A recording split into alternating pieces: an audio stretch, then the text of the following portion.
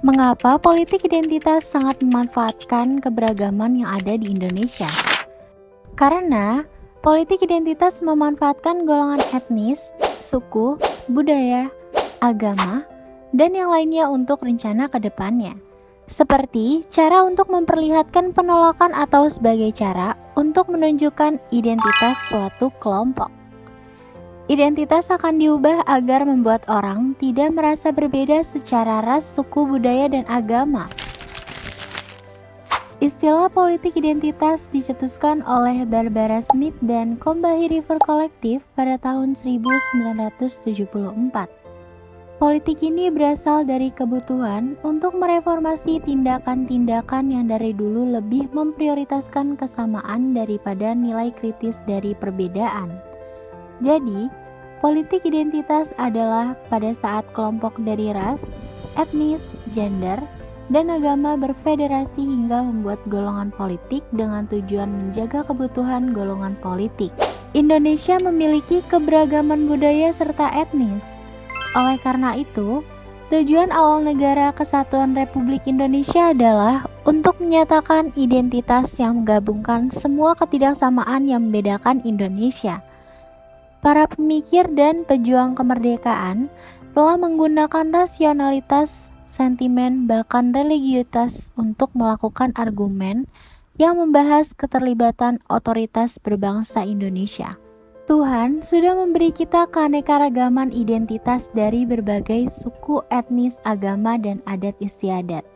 Namun, keanekaragaman ini dapat menjadi masalah jika tidak dapat diintegrasikan menjadi fondasi utama kesatuan, agar dapat membantu kehidupan masyarakat sejahtera di suatu negara.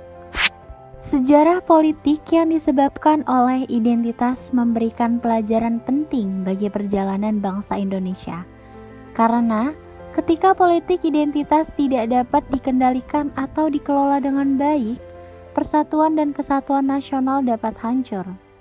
Selama hampir 20 tahun reformasi telah membawa perubahan substansial pada kadar kedaulatan, tetapi demikian, acara kedaulatan dalam negeri yang berlangsung selama Pilkada DKI Jakarta tahun 2017, setelah itu melantarkan sebagian dokumen penting yang membahas kecenderungan politik identitas yang hendak menjadi masalah penting dalam metode kedaulatan saat ini.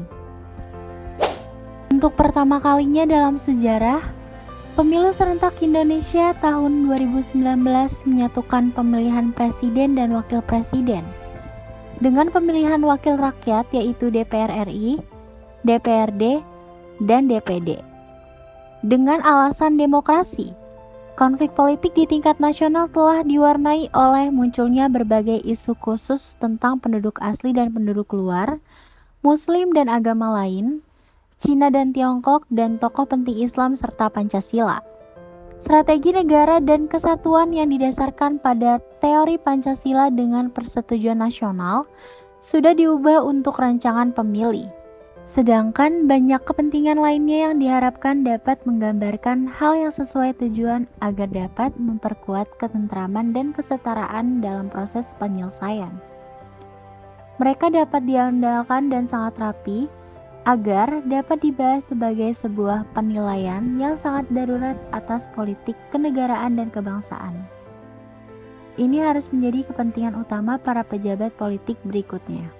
Politik identitas harus diubah menjadi politik kebangsaan yang tidak lagi berfokus pada kepentingan golongan, wilayah, atau sukuisme. Ini menyebabkan politik kesatuan dan patriotisme yang didasarkan pada Pancasila yang sama seperti identitas negara adalah perwujudan dari strategi semboyan yang mengutamakan kesatuan daripada perbedaan.